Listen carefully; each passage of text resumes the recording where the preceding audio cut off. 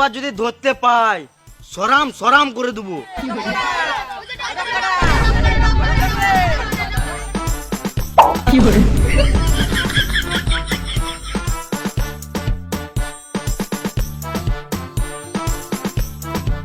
সব কটাকে মারবো, বয়সে ছোট ছেলে আর বড় বড় কথা।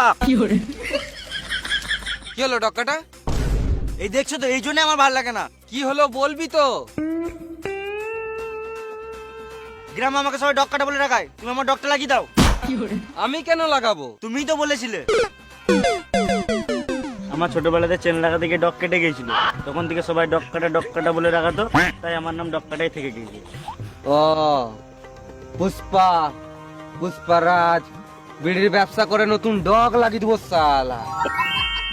পুষ্পা, পুষ্পারাজ বিড়ির ব্যবসা করে নতুন ডগ লাগিয়ে দেবো শালা। ঠিক আছে বুঝা ভাও। তুই টেনশন করিস না, আমি আছি তো। মুম্বাইয়ে মালটা পাচার করতে হবে, তুই সবকিছু জোগাড় কর, তারপর তো নতুন ডগ লাগিয়ে দেবো।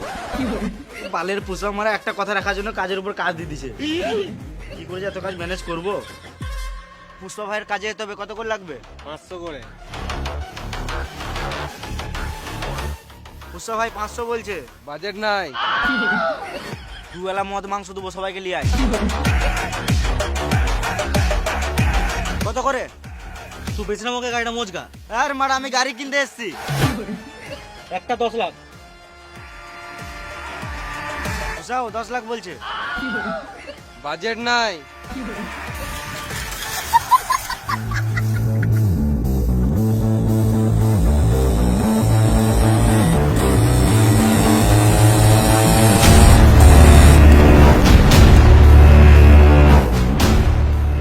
সব দিয়ে ঘিরে দিছি তো। ছোটখাটো সব রাস্তা বন্ধ করে গান মেরে দিচ্ছি স্যার, ওরা কোনো দিক থেকে যেতে পারবে না।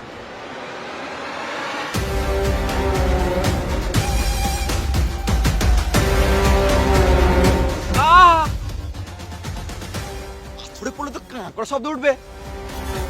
ওর শব্দের কোথায় গেল?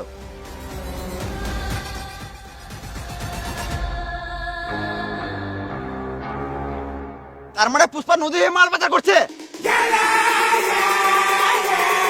শব্দ ছড়িয়ে